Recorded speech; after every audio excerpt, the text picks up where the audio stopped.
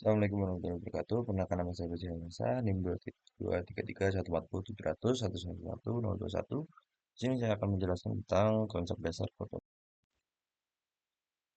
Saya beranggotakan kelompok, yaitu untuk yang pertama ada saya sendiri, Bajang Nasa, kedua Zeo Mufin Ade Maharai, yang ketiga Fandi Abdulaziz, yang keempat yaitu Bilal Al Iksan. Untuk yang pertama, daftar isinya sendiri yaitu satu ada pengantar cloud computing, dua broad network access, yang ketiga rapid elasticity, yang keempat measure service, yang kelima on demand self service, yang keenam resource polling, yang ketujuh kesimpulan. Untuk yang pertama kita masuk ke pengantar cloud computing. Cloud computing adalah layanan komputasi berbasis internet yang menyediakan server, penyimpanan, database, jaringan, software, dan lainnya secara on demand.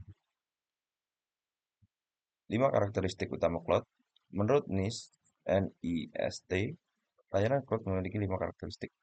Yang pertama, akses jaringan luas. Yang kedua, elastisitas cepat. Yang ketiga, layanan terukur. Yang keempat, layanan mandiri sesuai permintaan. Yang kelima, polling sumber daya. Pertama-tama kita masuk ke network access. Untuk definisinya sendiri, yaitu layanan cloud bisa diakses lewat internet dari berbagai perangkat seperti laptop, smartphone, dan tablet. Untuk contohnya sendiri, untuk yang pertama yaitu Google Drive, dapat diakses dari laptop di rumah, tablet di sekolahan, atau smartphone saat di perjalanan. Yang kedua Netflix, layanan streaming yang digunakan dari berbagai perangkat, smart TV, HP, laptop, selama ada koneksi internet. Yang ketiga yaitu Zoom, digunakan untuk rapat online di mana saja, cukup lewat browser atau aplikasi dan koneksi internet. Yang keempat yaitu email berbasis cloud. Akses email dari browser desktop atau aplikasi di smartphone tanpa instalasi software khusus. Untuk manfaatnya sendiri, yang pertama yaitu akses fleksibel, kedua mobilitas tinggi, yang ketiga kolaborasi jarak jauh. Kemudian kita masuk ke definisi rapid elasticity, yang yaitu cloud bisa menyesuaikan kapasitas, yaitu naik atau turun dengan cepat sesuai kebutuhan pengguna. Untuk contohnya sendiri yaitu e-commerce flash sale, website menambah server otomatis saat traffic naik tajam. Yang kedua Netflix, tambah bandwidth dan kapasitas server saat banyak pengguna menonton secara bersamaan. Yang ketiga, aplikasi game online. Server game menyesuaikan kapasitas saat jam sibuk agar tidak terjadi lag. Yang keempat yaitu website berita. Saat ada berita besar, lonjakan pengunjung direspon dengan penambahan resource otomatis. Untuk manfaatnya sendiri yaitu yang pertama efisien, yang kedua tidak boros, yang ketiga responsif terhadap perubahan. Kemudian kita masuk ke measure service, yaitu penggunaan sumber daya diukur otomatis dan transparan. Pengguna hanya bayar sesuai pakaian. Untuk contohnya sendiri yaitu Amazon Web Service, yaitu tagihan berdasar pemakaian CPU, RAM, storage, dan bandwidth secara detail.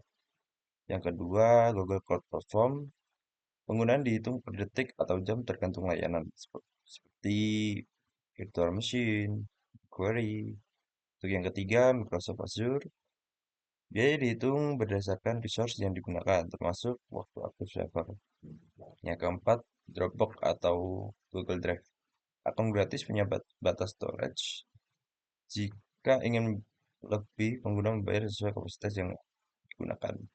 Untuk manfaatnya sendiri yaitu biaya hemat, terus transparansi, yang ketiga pemantauan pengguna. Kemudian kita masuk ke on-demand self-service. Definisinya sendiri yaitu pengguna bisa memesan layanan cloud sendiri kapanpun tanpa harus minta bantuan admin. Untuk contohnya sendiri, yang pertama yaitu membuat virtual mesin di AWS. Pengguna bisa mematikan atau menghapus virtual mesin sendiri lewat dashboard. Yang kedua, mengatur database di cloud, Google Cloud. Pengguna bisa membuat dan mengatur database sendiri tanpa intervensi dari Google. Yang ketiga, mengelola layanan hosting di cPanel atau Plix, yaitu pengguna bisa install WordPress, atur domain, backup data tanpa minta bantuan penyedia. Yang keempat, deploy aplikasi di Heroku atau Vercel, yaitu developer bisa upload dan jalankan aplikasinya sendiri secara mandiri. Untuk manfaatnya sendiri, yang pertama prosesnya cepat, lebih fleksibel, dan hemat waktu. Kemudian termasuk ke resource pooling, yaitu sumber daya disatukan dan dibagikan ke banyak pengguna secara efisien. Contohnya yaitu server virtual, banyak pengguna menggunakan satu server fisik yang dibagi menjadi beberapa VS. Kemudian share hosting, banyak website berbagai satu server fisik yang memiliki sumber daya terbagi. Kemudian layanan SaaS seperti Microsoft 365, infrastruktur yang sama digunakan oleh banyak perusahaan pengguna secara bersamaan. Pusat data cloud provider seperti AWS mengelola ribuan server yang dipakai oleh jutaan pengguna berbeda. Untuk manfaatnya sendiri, yang pertama yaitu hemat infrastruktur, mudah dikelola, dan skalabilitas tinggi. Kita untuk yang terakhir yaitu kesimpulan. Kesimpulannya sendiri yaitu kelima konsep ini menjadi cloud computing sebagai solusi modern yang fleksibel, hemat, efisien, dan sangat cocok digunakan berbagai bidang seperti bisnis, pendidikan, hingga pemerintahan.